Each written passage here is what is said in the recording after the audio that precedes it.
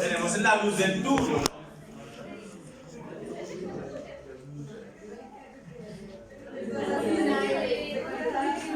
En la luz del túbulo, ¿qué va a ir entonces? El bicarbonato, ¿no? Recuerden que la mayor absorción se va a dar en el túbulo contorneado proximal. ¿Sí es? Entonces, ¿qué pasa? Que ellos también van a tener unas formas de absorción del bicarbonato. ¿Cómo lo hace acá? Viene el bicarbonato y va a haber un intercambiador entre sodio e hidrógeno. ¿Sí? O sea que va a entrar el sodio y va a salir el hidrógeno. ¿Para qué sale el hidrógeno? Para que reaccione con el bicarbonato. Y si reacciona va a generar ¿qué? Ácido carbónico. Y ese ácido carbónico se disocia nuevamente y vamos a obtener CO2 y agua. Ese CO2 y ese agua se va a absorber y va a entrar. Recuerden que esta acción del CO2, del agua, se genera normalmente, pero la anhidrasa carbónica lo que hace es que es un catalizador, o sea que aumenta la reacción, más que todo a nivel intracelular. Por eso las células del epitelio, del túbulo contorneado proximal, también tienen anhidrasa carbónica. Y va a generar entonces la disociación que ya no sabemos de memoria para finalmente obtener hidrógeno y bicarbonato que junto con el sodio van a salir entonces a la membrana vasolateral. Ustedes tienen que entender que ahorita mostrábamos que venía el glomérulo acá y que venían los túbulos, ¿verdad? ¿Qué pasa? Que ahorita vamos a ver que estos túbulos es como la ramificación que veíamos del árbol traqueobronquial. Y finalmente va a tener contacto con vasos peritubulares, o sea que y vamos a ver las diferentes nefronas, o sea que hay un túbulo que está rodeado por vasos sanguíneos, por capilares, ¿sí? Se van a llamar vasos peritubulares o las vasas rectas, ¿sí? Entonces es importante tenerlo en cuenta, que va a ser una relación no solamente de los túbulos, sí, por los túbulos, y por eso decíamos, ¿cuál es la función de los túbulos? Reabsorber, ¿sí? ¿Por qué? Porque a través del epitelio pues va a pasar entonces algunos iones, ¿sí? Hacia los capilares. Por eso hablábamos y ahorita decía Milton, no, es que el volumen total del gasto cardíaco que manejan los riñones es del 25%. Un órgano tan pequeño con grandes cantidades de almacenamiento de sangre, ¿sí? Entonces hay que tenerlo en cuenta. También hay muchos, por cada túbulo que hayan van a haber diferentes vasos rodeándolos. Entonces tienen que tener en cuenta. Acá como cuando hablábamos de las células del epitelio del conducto pancreático y salival, los conductos o los túbulos también van a tener células epiteliales que tienen diferentes funciones y que van a tener diferentes transportadores desde la luz hacia la membrana vasolateral. ¿Listo? Esa es una de las formas entonces que se reabsorbe el bicarbonato a nivel del túbulo.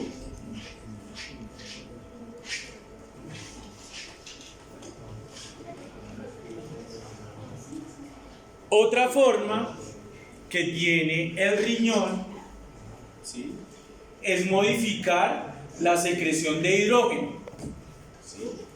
O sea, el riñón, cuando hablábamos Henderson y Hasselbalch, decían no, solamente bicarbonato, pero a medida que se fue evolucionando el estudio y la investigación, pues se dieron cuenta que la única función del riñón no era regular el bicarbonato, sino que también podía o tenía la capacidad de secretar hidrógeno.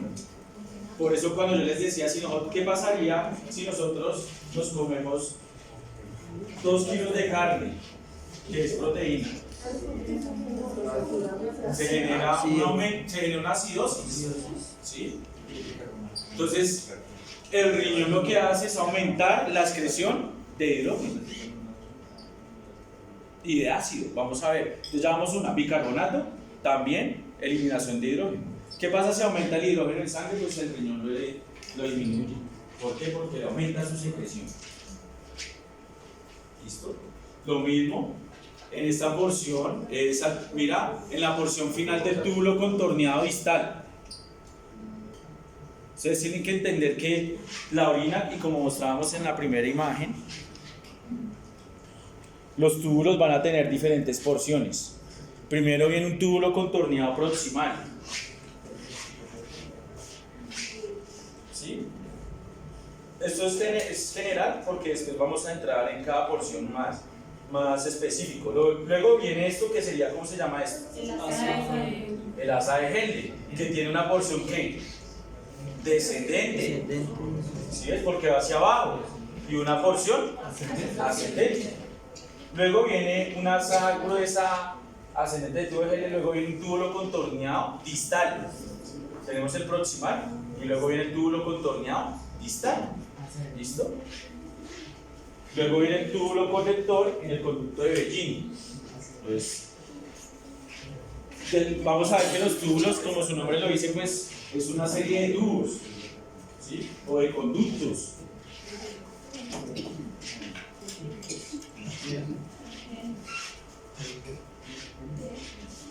Profe, ¿y dónde entran las arteriolas aferentes?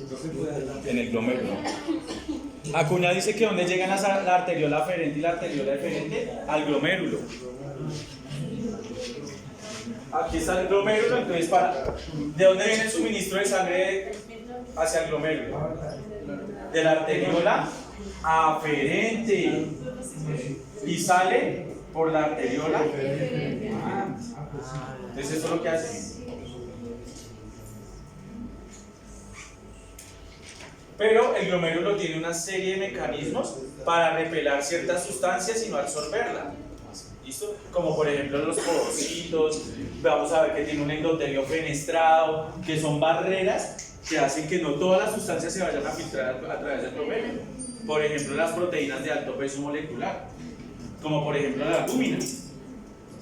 Por eso, si ustedes hacen un examen de orina, patológico sería hallar una proteinuria.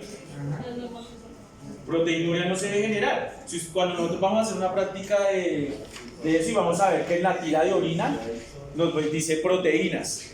Todos los parámetros deben de ser negativos, lo que es glucosa, proteínas, cuerpos cetónicos, bilirrubinas, todo es negativo. Cuando sale positivo y dependiendo del número de trazas, vamos a ver qué cantidad de proteinuria tiene el paciente. Y si hay proteinuria significa que posiblemente el glomérulo esté afectado y está permitiendo filtrar proteínas, más que todos los podocitos.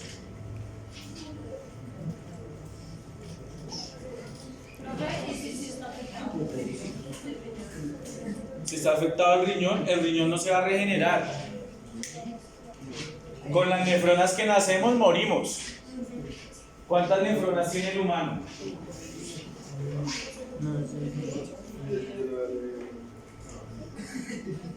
Mil millones de nefronas. ¿Y cuántas nefronas tiene un perro?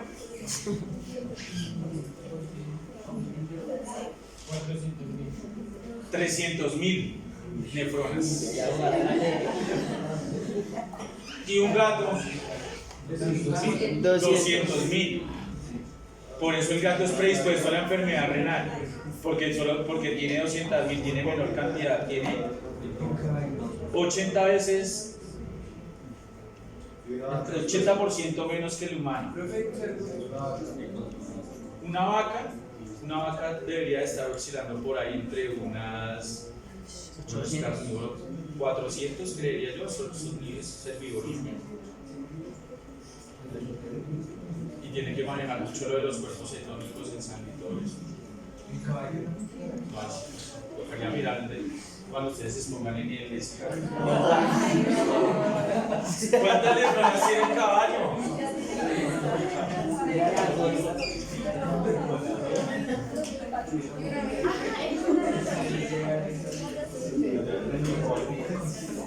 Entonces lo que hace aquí por la porción apical, que es hacia la luz, vamos a tener un transporte activo de hidrógeno. Ahí sí el riñón necesita energía para eliminar, para secretar el hidrógeno. Y mira que va también a favor de la corriente con el cloro, pero no reacciona, porque si no sería ácido clorhídrico y la orina sería ácida. Entonces ahí sí pasaría que orinaríamos y se derretiría el muro. Por eso no reacciona el ladrillo. No reacciona.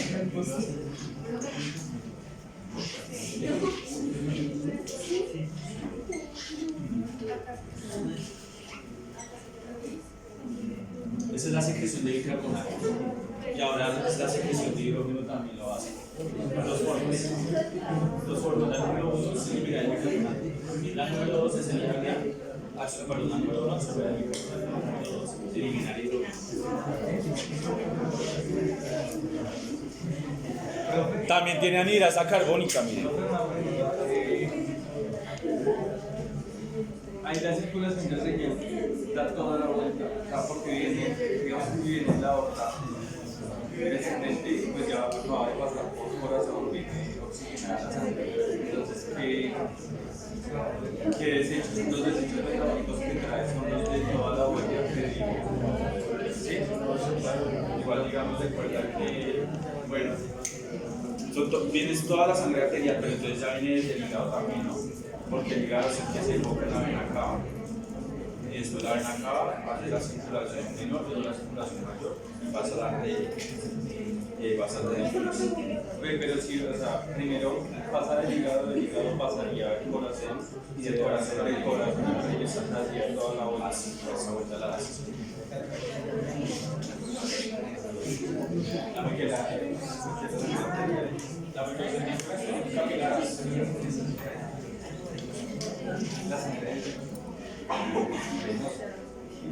Listo, entonces vamos uno, Méndez. Absorción de bicarbonato hace el riñón para controlar el equilibrio ácido básico. 2. Secreción de hidrógeno. 3. Eliminación de un aminoácido importante que va a ser la glutamina.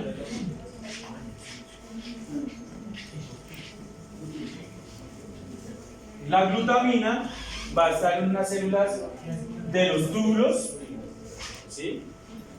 Y esta glutamina tiene la capacidad de generar una reacción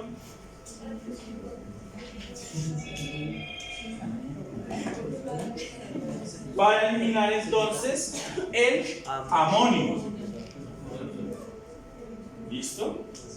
Entonces la glutamina lo que hace es que se absorbe a nivel de la luz del túbulo, entra, y de la glutamina vamos a tener entonces una reacción en la cual vamos a tener dos grupos de amonio y dos grupos de bicarbonato. ¿Listo? Entonces la glutamina también es importante, por favor. Es otro mecanismo, es un aminoácido que tenemos entonces en el epitelio de los túbulos.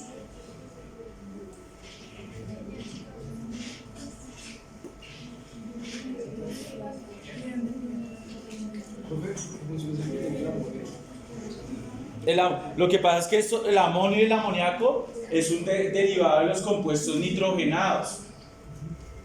Es un aumento, entonces digamos, cuando nosotros consumimos proteínas y hay un metabolismo proteico, vamos a obtener compuestos nitrogenados: amonio, amoníaco, creatinina. Listo. ¿Cómo se llama un aumento de los compuestos nitrogenados? Azotemia. Ustedes van a tener una azotemia. Una azotemia prerrenal, una azotemia renal y una azotemia porrenal. ¿Aumento de qué? De los compuestos nitrogenados. O sea que ustedes toman una bioquímica y aumenta el BUN y la creatinina, el paciente tiene azotemia. Y el aumento del BUN y la creatinina disminuye. Si aumenta eso, disminuye la tasa de filtración glomerular. Entonces, si hay una deshidratación, ¿qué pasa? Disminuye la tasa de filtración glomerular y aumentan los compuestos nitrogenados. Esa sería la azotemia prerrenal, si hay deshidratación.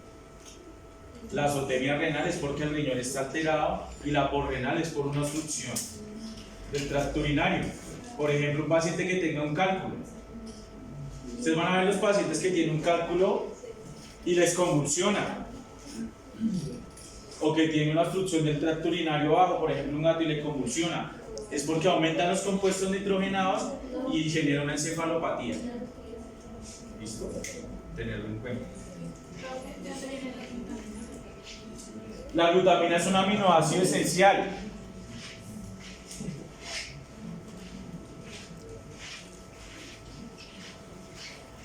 Y va a estar tanto en la luz tubular como en el líquido intersticial, en la membrana vasolateral. Un aminoácido. Entonces, las células de los túbulos proximales, las células del epitelio, van a tener relación con la glutamina. Entonces, vamos tres formas, ¿no es cierto? Cuarta forma.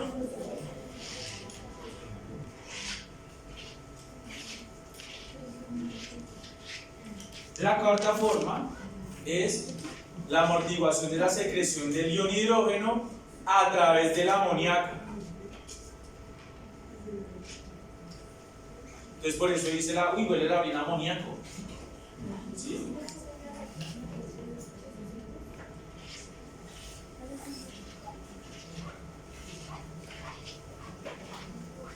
Entonces el amoníaco contiene, junto con el amonio, compuestos nitrogenados, ¿sí? Y estos compuestos nitrogenados, ¿con quién está reaccionando? Con el hidrógeno.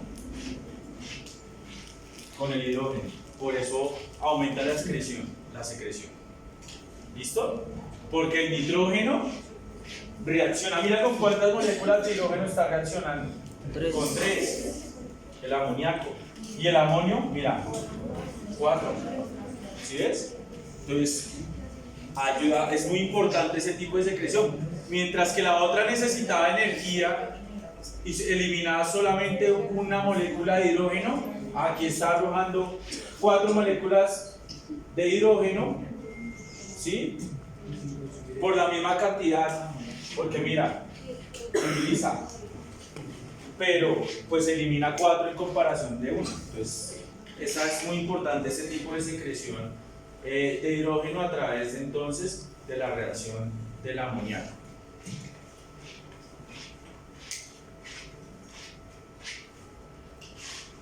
Por eso cuando nosotros estamos deshidratados, la orina es más amarilla, ¿verdad? Y huele como más fuerte. ¿Sí? Es debido a esto que se está controlando el equilibrio, el pH mediante la secreción de amonio y amoníaco.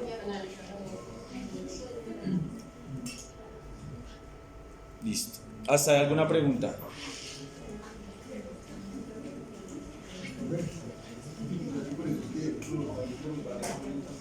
Sí, exacto. Lo que dice que usted entra de pronto a un bar y entra al baño y huele como una orina concentrada, ¿verdad? ¿Sí? Huele a una orina concentrada y entonces como le compré el eucalipto. ¿Te suena el eucalipto para que no huela? ¿Sí?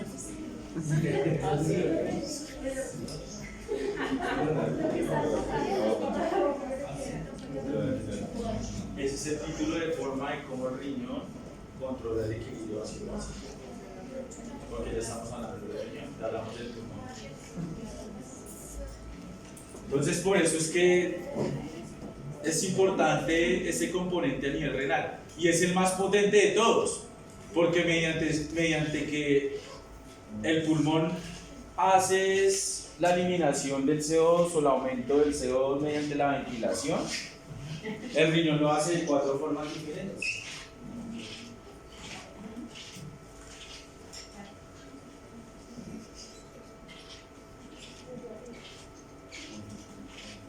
Por eso el pH también varía. Si aumentan los compuestos, esos compuestos, el pH, ¿qué pasaría con el pH de la orina? Se vuelve ácida.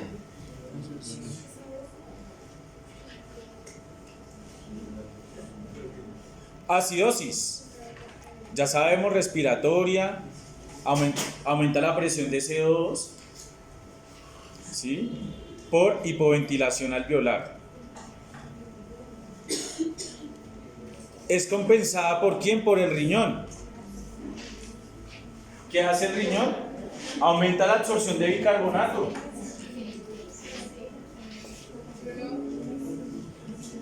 Aquí la patología es pulmonar. No está compensando. No se vayan a equivocar. Porque la compensación es diferente a una patología pulmonar. ¿Sí? Acá hubo una injuria y generó una hipoventilación alveolar. Por ejemplo, un colapso alveolar. ¿Sí? Si hay un colapso alveolar, entonces el riñón empieza a actuar. ¿Y cómo lo hace? Aumentando la absorción de bicarbonato y eliminando el hidrógeno.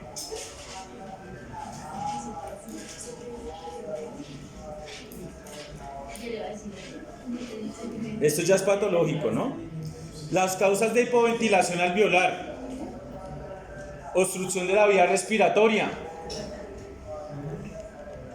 lesiones de las pleuras, depresión del centro respiratorio,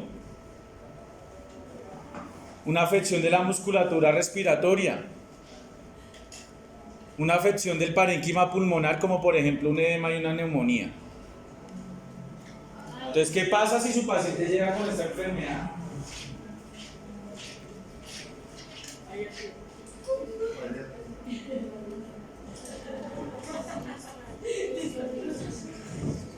Ustedes tienen que diferenciar, y el médico se equivoca, lo digo por experiencia porque lo he visto. ¿La patología será pulmonar?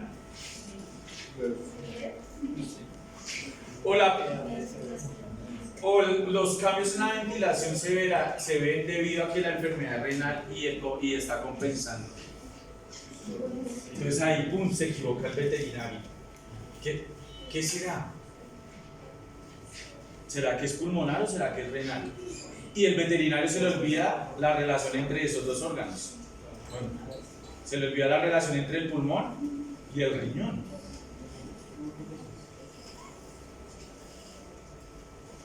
Entonces es importante tener en cuenta eso. ¿Ustedes qué harían ahí?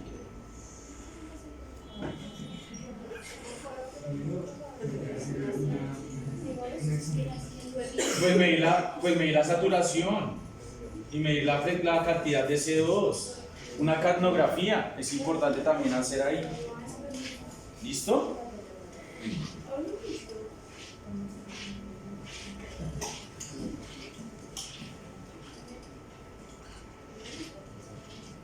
Aquí ya hablamos es de patologías. Yo ya les expliqué cómo es la regulación. Otra cosa sería la falta de procedimientos. Un colapso alveolar también puede generar una hipoventilación.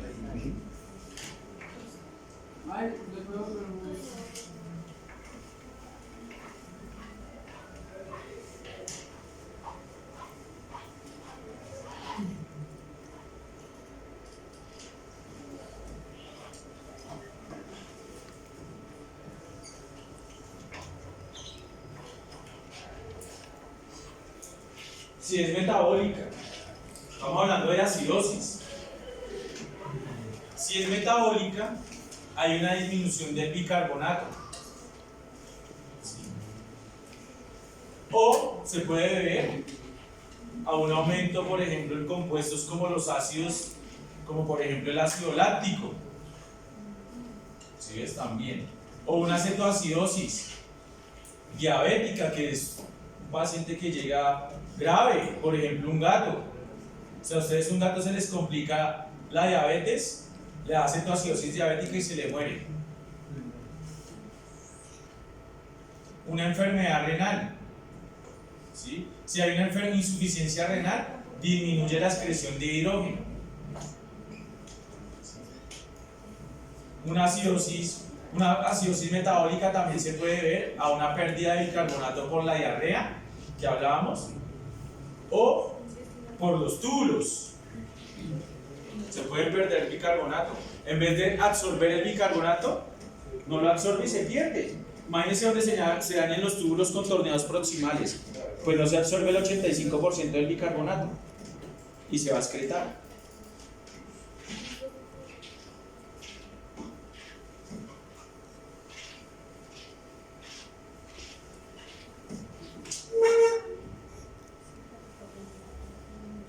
¿Y qué hace el pulmón? Aumenta la ventilación también, pero porque es compensatorio. ¿Sí ven? La relación. ¿Sí dice la relación? Dice que la acidosis es porque disminuyó la absorción de bicarbonato a nivel renal, por ejemplo. O sea que disminuyó el bicarbonato en sangre. Si disminuye el bicarbonato en sangre, ¿qué pasa? Hay acidosis. Y tendría que aumentar la ventilación para compensarlo, porque si aumenta la ventilación, aumenta la eliminación del CO2. Por eso la confusión del veterinario, y por eso falla, es porque será respiratorio o será renal. Entonces, si el veterinario la va a embarrar porque siempre va a pensar que el problema es respiratorio, cuando es una compensación renal.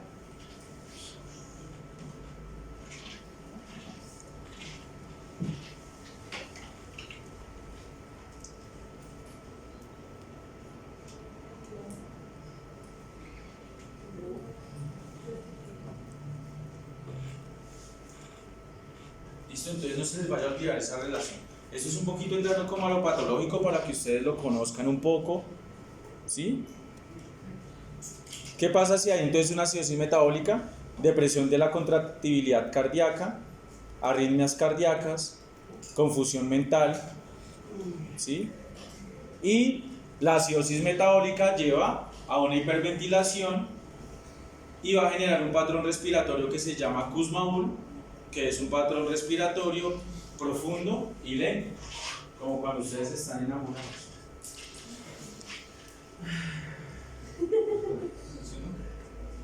Como el Chavo, cuando se enamoraba de Pato.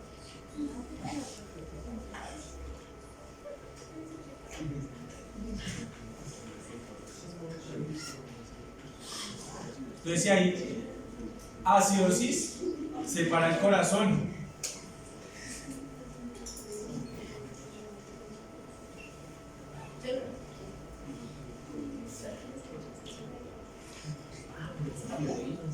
¿Por qué creen que se pararía el corazón?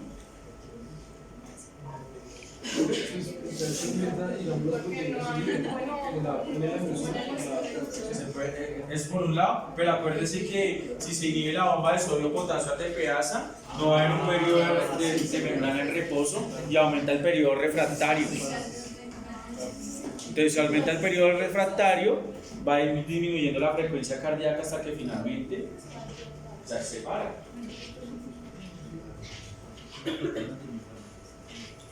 Las proteínas de membrana, la bomba de sodio potasio ATPasa. Alcalosis. También tenemos alcalosis respiratoria y alcalosis metabólica. Ya lo explicamos. Por eso ahorita intentamos como la confusión para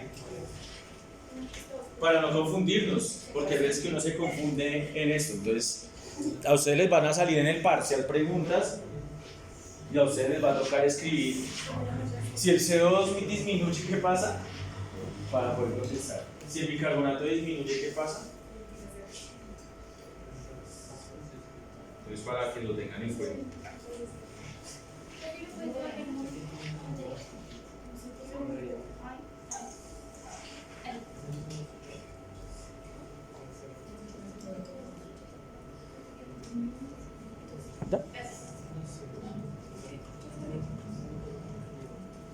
Alcalosis respiratoria. Es un trastorno clínico provocado por la disminución de la concentración de iones de hidrógeno. ¿Dónde estaría el hidrógeno?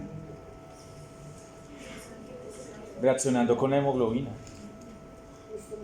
Y es caracterizada por un pH arterial elevado, una presión de CO2 baja y un bicarbonato con una reducción variable. Es causado por la hiperventilación alveolar y se compensa por parte del riñón disminuyendo la cantidad de bicarbonato y aumentando la eliminación renal de hidrógenos. Eso ya es cuando el paciente está enfermo.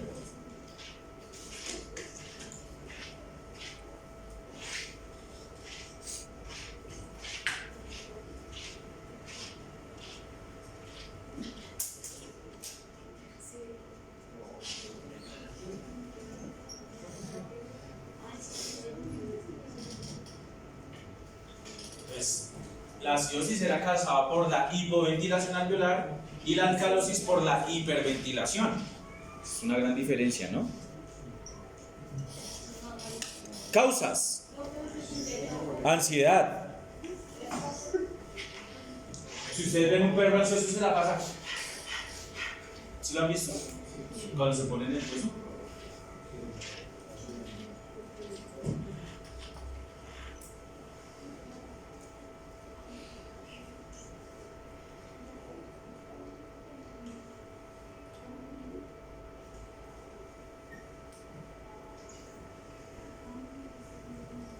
El veterinario siempre también se confunde que la hiperventilación y el jadeo está relacionada con la termorregulación.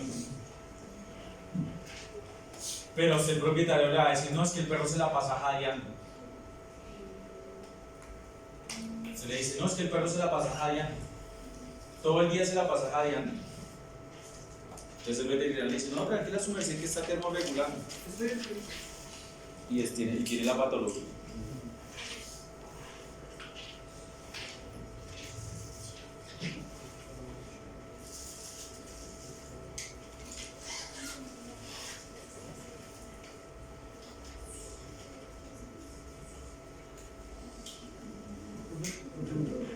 No se supone que no debería ser limitación renal de hidrógenos, sino o sea, debería ser para absorber esos hidrógenos que producen en el.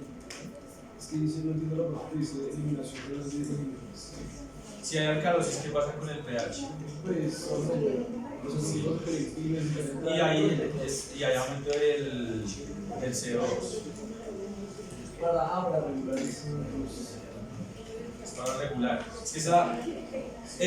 Acá les estoy diciendo cuál es la patología y qué es lo que hace el riñón para compensarlo. Porque así como hay acidosis respiratoria y metabólica, hay alcalosis respiratoria y metabólica.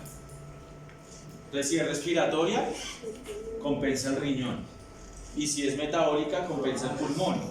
Por eso les decía que la confusión de ellos es: ¿la patología será respiratoria o será renal? O hay veces que se confunden y dicen, no, solo la patología es respiratoria porque está hiperventilando y el riñón está alterado y por eso se les muere. Los dos son compensatorios. Los dos. Exacto. Exacto, eso es una compensación.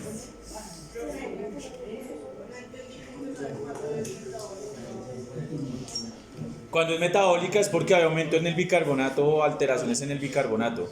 Y cuando es respiratoria es en el CO2. Las causas: ansiedad, jadeo, fiebre, una sepsis que estimula el centro respiratorio. Recuerden que la ventilación alveolar se puede incrementar, pero va a llegar hasta, es limitada. Yo no puedo hiperventilar más. ¿Sí? Es limitada. ¿Sí? Y si esa ventilación es limitada y si se incrementa, lo que va a hacer entonces es que va a expeler la carga de CO2. Por lo tanto, el CO2 disminuye y aumenta el pH. Tiene que ver esa compensación importante.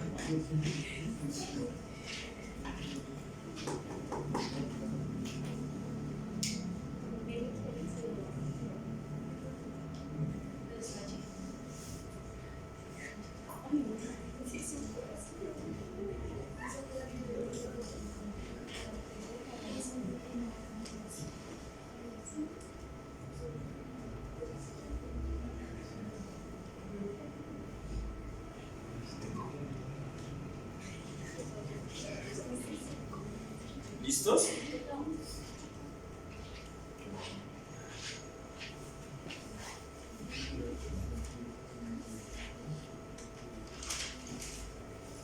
Ok, y eso causa la cirrosis porque no se está. De hipoxemia, todas las enfermedades que tenemos en perritos y en gatos. Chunsportosis derecho izquierdo, una neumonía, un tromboembolismo pulmonar, fibrosis hepática, edema pulmonar, SARS.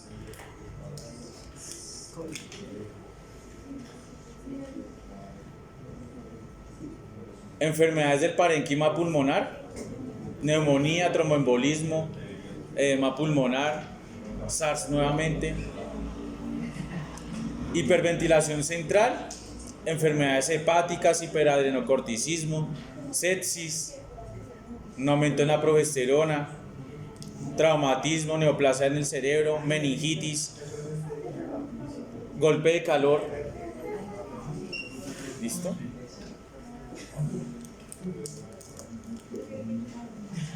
Y una ventilación mecánica inefectiva, un volumen tidal alto. ¿Qué es un volumen tidal? Volumen corriente. El volumen normal. Y es el que finalmente el volumen tidal es el que va a generar el intercambio gaseoso.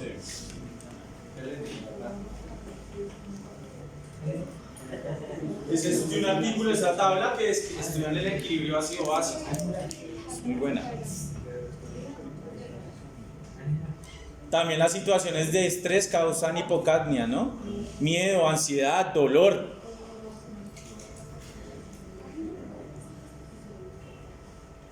Causas de hipercapnia, obstrucción de la vía aérea, enfermedades del parénquima pulmonar respiratorio, depresión de centros respiratorios.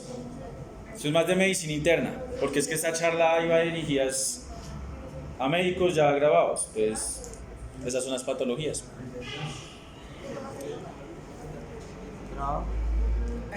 Acidosis metabólica, vómito, síndrome de Addison, hipocalemia, tetania muscular.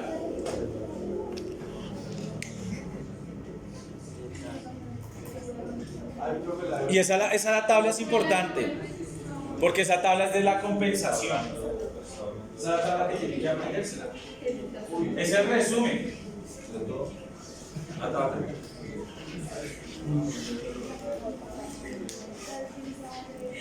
Entonces seguimos con renal y acabamos. Esa es la tabla resumen. Amor, me pasas la imagen. Voy. Por favor. Gracias.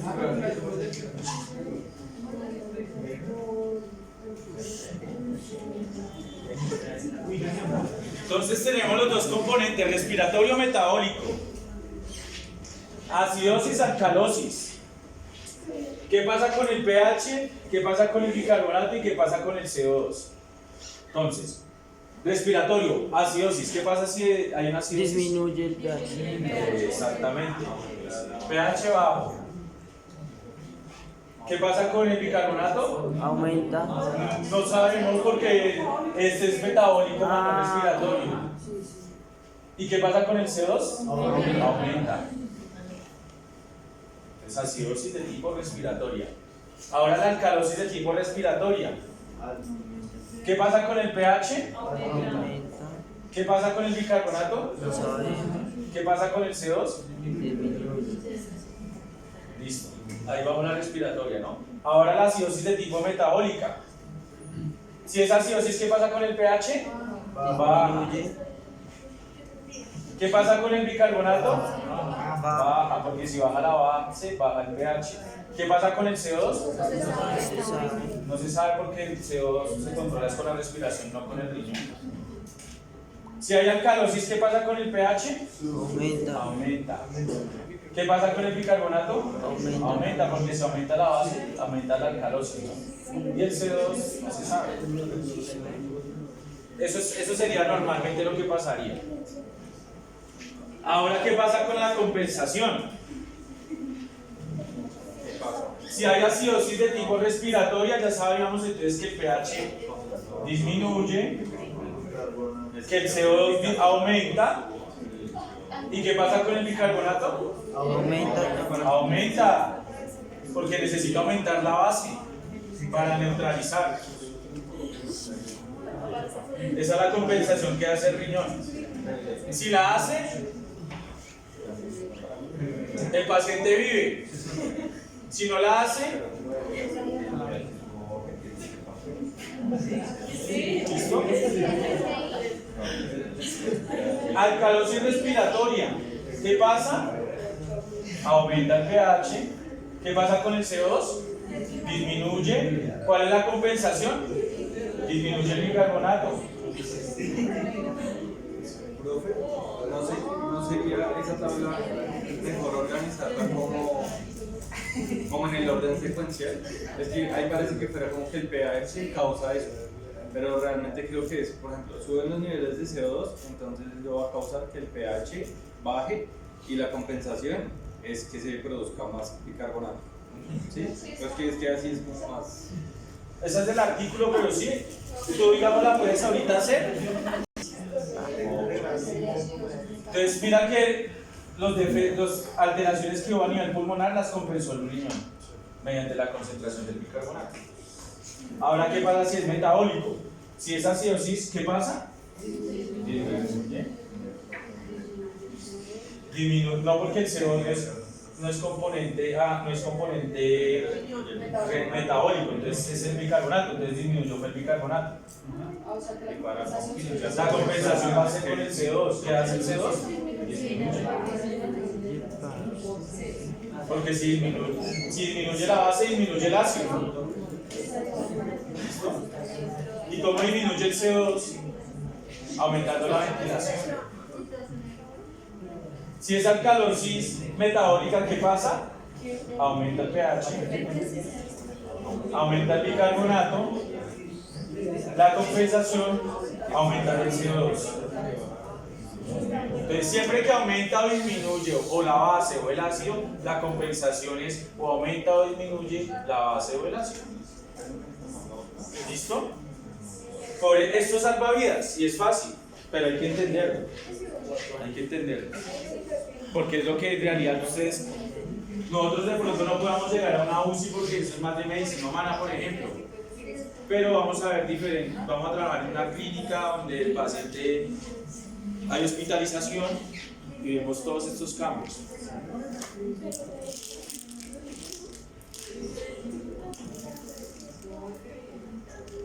Lo mismo. Otra tabla igual. La que decía Iván. Así era que quería Iván la tabla y por eso se la colocamos.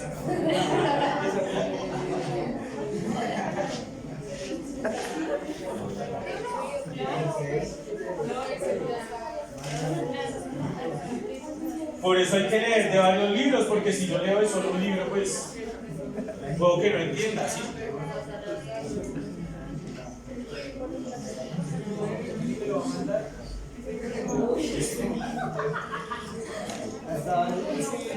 La misma tabla, ya la explicamos.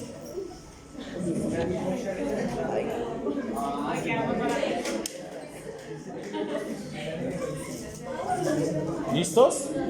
Listos, calistos. Lo que yo les invité a ustedes en estas dos clases era como la fisiología para hablar ya de las patologías con los médicos internos. Entonces, eso ya es de medicina interna. Listo. ¿Alguna pregunta hasta ahí?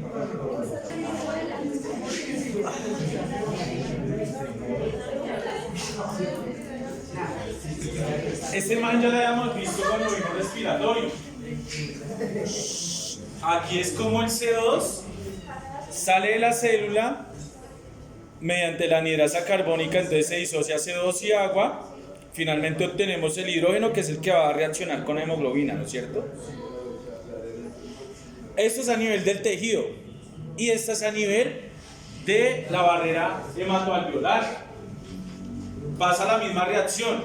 Entra el bicarbonato, reacciona con el hidrógeno que está unido a la hemoglobina, se genera ácido carbónico gracias a la anhidrasa carbónica y finalmente se disocia el CO2 y el agua. El CO2 sale a través de la barrera y el agua queda en el plasma, ¿sí?